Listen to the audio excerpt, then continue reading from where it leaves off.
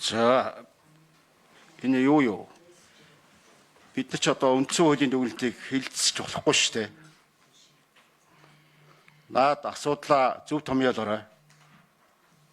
Яг тэг томьёолсон байна уу юусэн тэрийг анхаараарай. За тэгээд энэ хууль зүйн байнгын хороо ер нь улсын их хурл хуулиас ахдаг баймаар байна. Энэ асуудлыг энэ дүгнэлтийг чинь ерөөсөө 7 хоногийн дотор хэлцээл нэг тийш нь болгочих хэрэгтэй байсан шүү дээ. Ер нь хэлцэх чвшил дээ. Тэр үндсэн хуулийн хамгийн сүүлийн үг байгаа шүү дээ. Мэдэгтэн сахигтун. Зүгээр л мэдүүлж байгаа. Үндсэн хуулийг бол Монгол улсын нутаг дэвсгэр дээр байгаа Монгол улсын иргэн бусд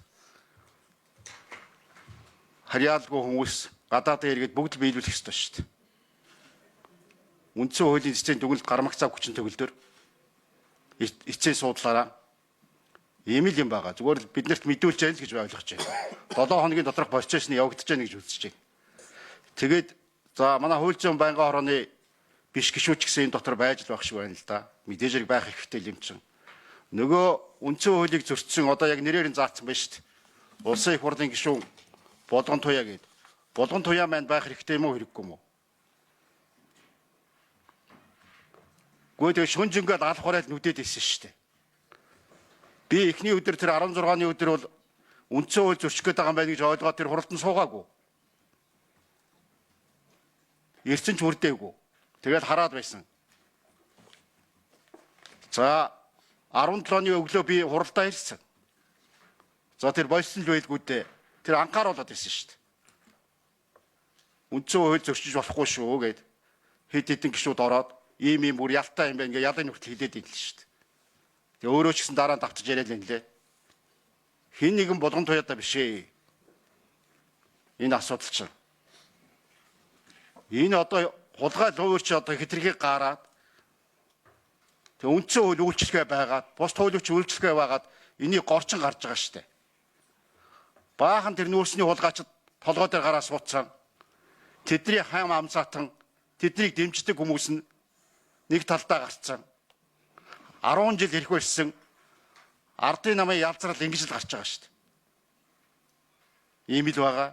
Зарим ч орон зугтаад орж ирч чадаагүй юм шиг. Битээ балаараад гараа. Хүн юм ярьж байгаа хажуудлаа солиод ихийг. Би юу ярьж чинь? Чи яах гээд байгаа? Гоцтой газар хуцаарай. Яшгил байж шүү зүгээр. Гүнийг даргаанцар болчихороо ингэж хийх юм яа дээ.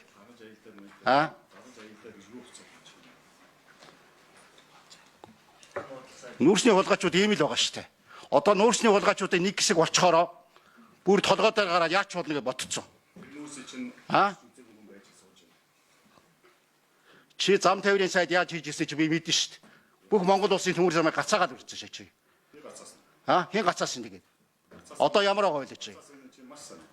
Мухар төмөр зам тавьчаал тэгэл байсан шүү дээ. Нэгнийхээ үг хэлэх боломжийг олгоё. Монгол улсын ядуу дорой ийм байлгаж байгаа хин юм. Та нар л үсттэй. Бид нар хизээ ирэх байсан. Арчилснаа мөрөөрөл байгаа шүү. Зүгээр хэдэн үг хэлэх гэхээр бүр хэлүүлэхгүй үндсэн хуулийг зөрчиж одоо юу яриад байгаа юм бэ? Тэр мэдэгтэн сахигтэн гэж тэрнийхээ Болгон Туяач тэгээд алах барайд нүдэд байсан биз дээ.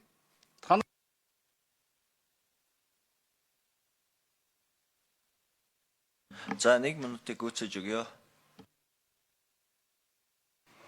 Тэгээ та хэд хулгай өөрөө дотроо тэгээд дохироод ингэж явна гэж байхгүй. Бид нар лав зөвшөөрөхгүй, Монголын ард түмэн зөвшөөрөхгүй. Энд чи ямар үр дагавар дагуулад байна нөхөр парламент нэр хүндгүй болж байгаа. Монгол улсын төр нэр хүндгүй болж байгаа. Эцэст нь бол гатуу гар мөрөөдөх тэр байдал руугаа оруулж байгаа. Та нарын тэр яриад идэг дарангуулагчийг бий болгож байгаа. Ийм имрүүл та нар явуулах гээд байгаа шүү дээ. Тэгээ бүр сүулдэ асуудаг болсон тий. Манай тэр гишүүн тэгсэн. Манай нүүрсний тадаг өмгөөлж байгаа. Тэр хүн үндсэн хуулийг тэг тайлбарлсан гэж.